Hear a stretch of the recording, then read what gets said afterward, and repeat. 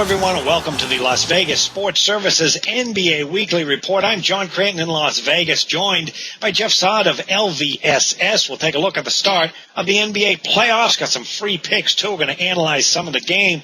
But first, Jeff, the last 2+ years in the NBA playoffs, a sizzling 60-31-1 ATS run, and you've got a special playoff package. How can people get aboard a red-hot Vegas handicapper at a special rate?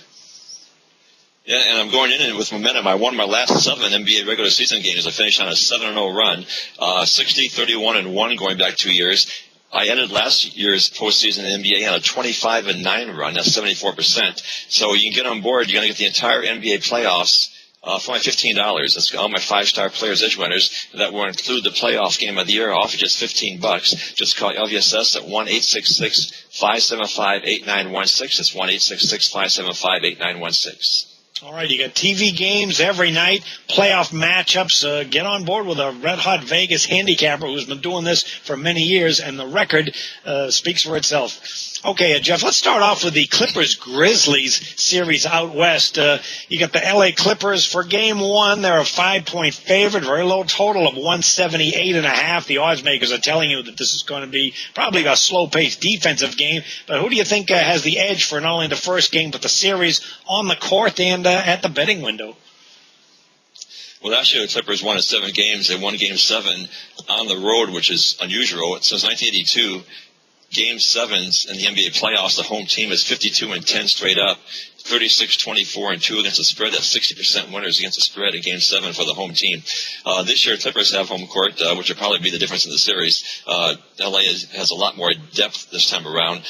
They match up well with Chris Paul running the show and Blake Griffin and DeAndre Jordan inside. Clippers have won the last 2 meetings, including that big one last Saturday at Memphis. The Grizzlies play great defense, especially inside with Zach Randolph and Marc Gasol.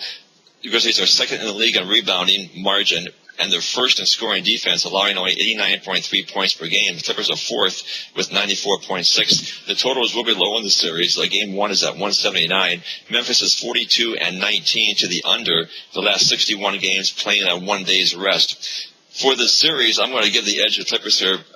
They have much more depth than last year, and they have the home court advantage. John.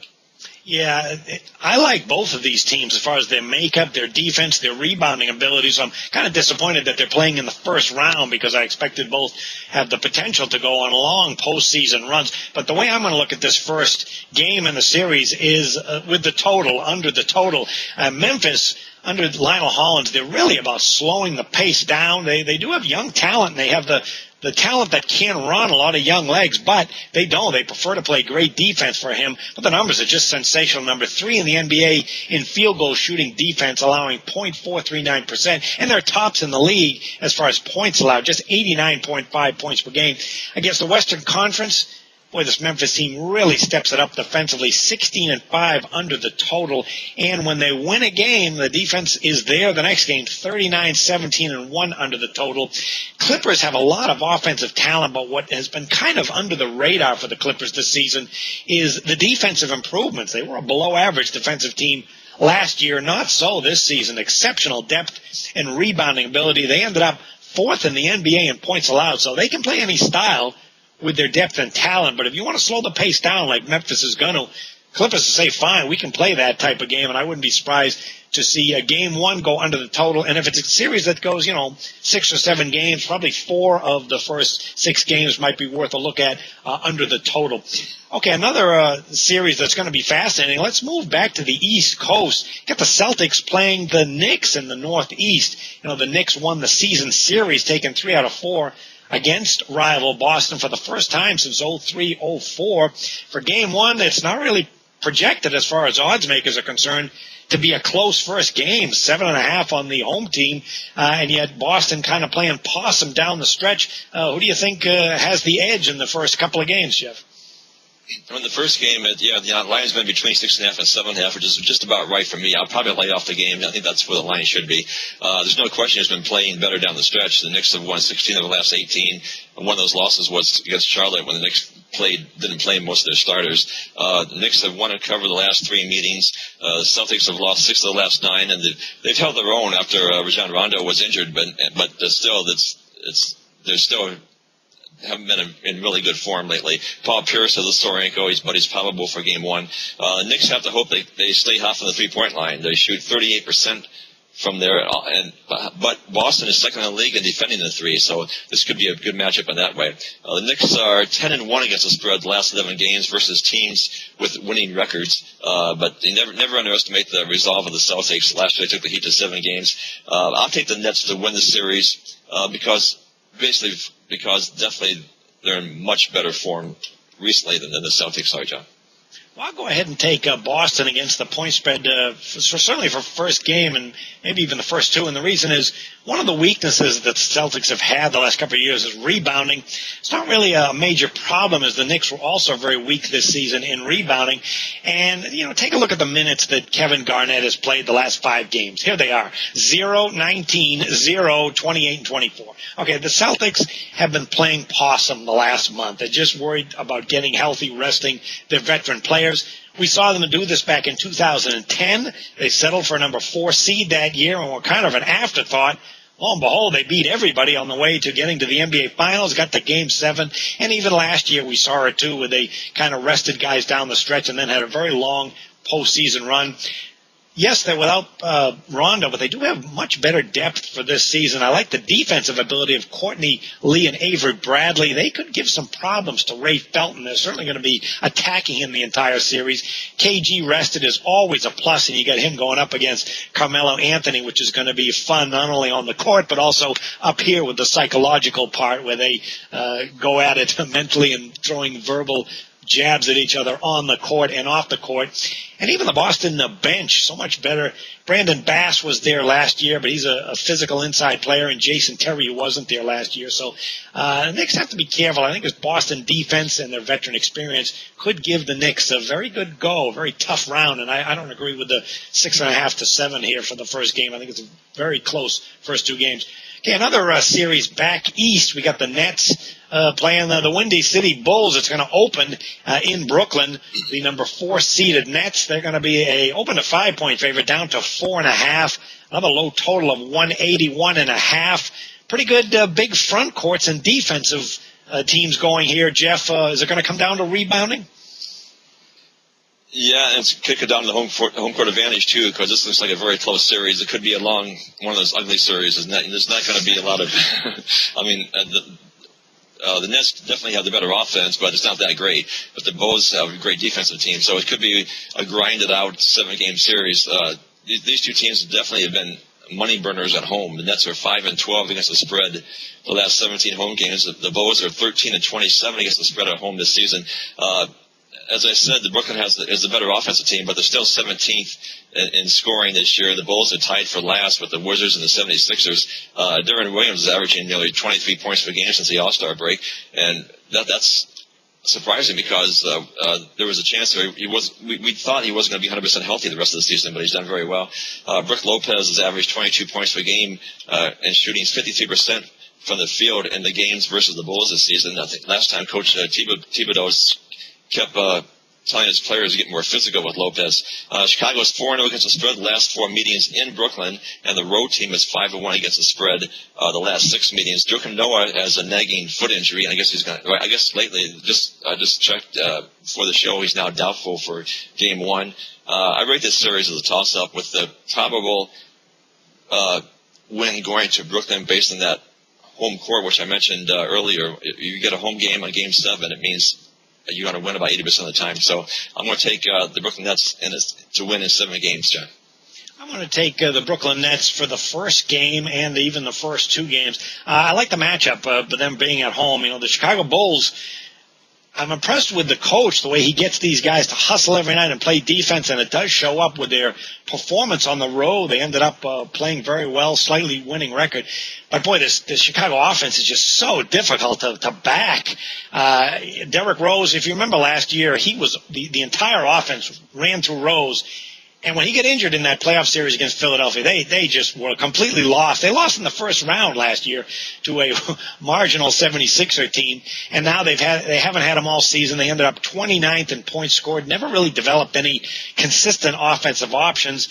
The rebounding and defense saves them, but as you mentioned, Noah is not going to be available for that first game with the foot injury. So instead of Noah up front and his 11-plus rebounds per game, you get Nazar Mohammed, 3 rebounds per game.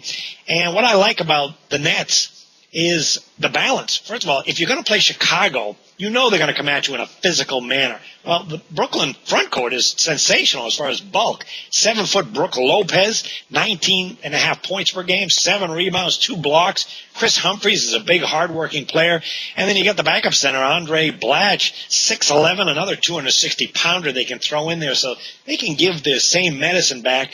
And then they've got offensive options that Chicago really doesn't have with Darren Williams and Joe Johnson, kind of like that. And one thing to keep in mind was the last meeting between these teams, April 4th. It was very recent. Now, Chicago won that game at Brooklyn, same point spread here. They were a 5-point underdog, and they won it 92-90. But keep in mind, that was a game where Brook Lopez went crazy in the first quarter, 18 points. The start of the second quarter, Tom Thibodeau got his team together, and he said, look, you guys have got to play the physical inside game, or Brook Lopez is going to kill us getting, 80 points. Well, from that point on, Lopez only got 10 points the rest of the game, and Chicago rallied. I don't really see that happening again. This Brooklyn front court is very good. I don't see them taking the Chicago team lightly. I know Thibodeau is going to bring that up before the game, but I like the balance on this team, and I suspect that the offensive options that the Nets have, despite the fact that they haven't been covering games at home, I think that's going to be enough to get what is a relatively low number in the first game. So I'll take the Brooklyn Nets to win by more than 6 or 7 points in game 1. Okay, another series. Let's take a look at another series. We got the Atlanta Hawks and the Indiana Pacers. Boy, both of these teams, Jeff, down the stretch, really, I don't know if they were injured or they packing it in or just didn't feel like playing, but you end up with the number 3 seeded Indiana team, which could have finished higher against the number 6 seeded Atlanta team. They also could have finished higher. Got the Pacers at 6.5 in game 1. Is that Indiana front court going to just roll through a questionable Atlanta team? I don't know. I think both teams are questionable right now. The Pacers had that great road trip on the West Coast. They swept 4 games, and then they came back and got blown out 2 games. They're 1-5 straight up, 0-6 against the spread right now in the last 6 games. I don't understand what happened to them there. The Hawks haven't beaten a decent team in a few weeks. They had a chance to improve their seeding in the last couple of games that they laid down. The coach said, well, we're not going to play a lot of players, not going to. Looks like they didn't even try. Maybe they wanted to play the Pacers instead of the Nets. So neither one of these teams comes in the playoffs with a lot of momentum here. But this is going to be this series. What's the first game there? Indiana minus 6.5. I would lean to Indiana here because they're playing at home, and the Hawks really haven't shown much the last month or so as far as beating winning teams. So I'll side with Indiana in the first game, John. Yeah, I would. It's a tough game for me to analyze because both teams have, particularly Indiana, has been hot. When they've been hot this season, they've been sensational. But boy, when they go cold like they have been the last week, you just scratch your head and say, why is this team not clicking better offensively and playing better? However, Indiana, there's a couple of things to keep in mind with them. First of all, there is pressure on them. If you remember, the last time they were in the playoffs was an embarrassing loss to the Miami Heat. They were up 2-1. The whole country was kind of behind them, wanting to see LeBron go down, and then they completely folded. Even the general manager criticized them for playing soft. So that is still hanging over this team until they win a playoff series. And then there's the fact that they have lost 11 consecutive games at Atlanta. So here you have the first 2 games in Indiana. Well, they really have to win those to go up 2-0 if they split.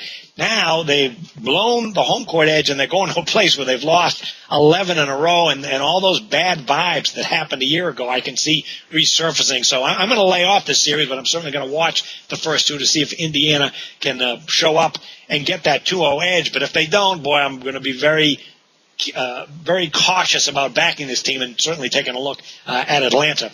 Okay, that wraps up this show, Jeff. I know you tell everybody about that unbelievable run you've been on the last 2+ years in the NBA. It's just a phenomenal run. There's something about this time of the year where you see the games and everything lines up.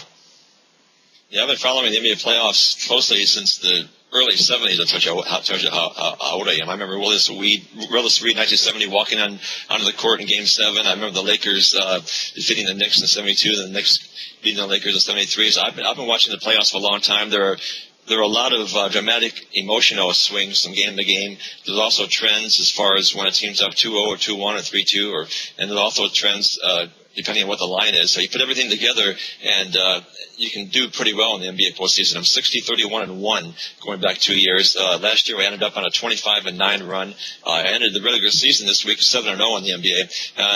You're going to get the entire NBA playoffs, only $15. I forgot to give you the password the first time around. You're going to get the entire NBA playoffs at $15. That will include the playoff game of the year. Call 1-866-575-8916. You need a password for the $15 offer. The password is slam dunk. Slam dunk's the password. So call 1-866-575-8916. Get the entire NBA playoffs, $15 plus the game of the year. Use the password slam dunk. 1-866-575-8916. Okay, did you say that you saw Willis Reed walk on water? Is that what you said? Same thing. It had the same effect. It certainly did. I recall that too. Okay, very good. Well, the NBA playoffs are starting. Get your engines going. Get out there and check those numbers. And Jeff and I will be back next Friday for another NBA playoff report. Good luck, everybody.